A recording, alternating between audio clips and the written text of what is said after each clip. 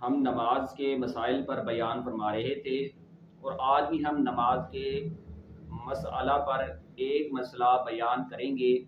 اگر آپ YouTube channel پر ہیں تو یوٹیوب چینل کو سبسکرائب کر لیں۔ اگر آپ فیس بک پیج پر ہیں تو فیس بک پیج کو فالو کر لیں تاکہ ہر نئی معلوماتی ویڈیو آپ تک پہنچ سکے۔ اگر آپ کا کوئی مسئلہ ہے تو آپ نیچے کمنٹ کر دیں تو آپ کے مسئلے کا جواب ہم آپ کو ضرور دیں گے۔ اور ویڈیو کو زیادہ سے زیادہ لائک کریں، شیئر کریں۔ جس طرح آپ نے اس عمیری والی ویڈیو کو لائک شیئر کر کر اپنے اکاؤنٹ میں اس کا ثواب ڈلوایا تھا تو اس ویڈیو کو لائک شیئر کر کے اپنے اکاؤنٹ میں ثواب ضرور ڈلوائیں۔ تو آج کا جو مسئلہ ہے بہار شریعت جلد نمبر 1 حصہ سوم صفحہ نمبر 517 پر یہ مسئلہ موجود ہے۔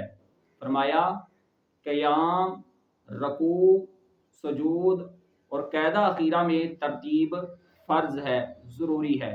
یعنی جب نمازی نماز پڑھنے والا نماز پڑھے گا پہلے قیام کرے گا، یعنی کھڑا ہو جائے گا اللہ اکبر کہہ کر، پھر اس کے بعد وہ رکوع کرے گا یعنی تسبیح پڑھے گا، پھر وہ دونوں سجدوں کو کرے گا، پھر وہ قاعدہ اخیرہ میں بیٹھ جائے گا۔ فرمایا اس ترتیب سے نماز پڑھنا اس حضرت انسان پر کیا ہے؟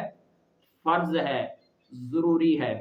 تو اگر اس حضرت صاحب نے، اس حضرت انسان نے اگر پہلے رکوع کیا اور بعد میں اس نے قیام کیا تو پھر قیام کرنے کے بعد اگر اس نے دوبارہ رکوع کیا تو پھر تو اس کی نماز درست ہے۔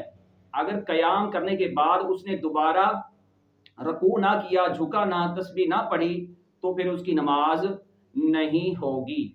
اگر اسی طرح پہلے اس نے سجدہ کیا رکوع سے پہلے تو بعد میں اس نے رکوع کیا تو پھر اس کی نماز نہیں ہوگی۔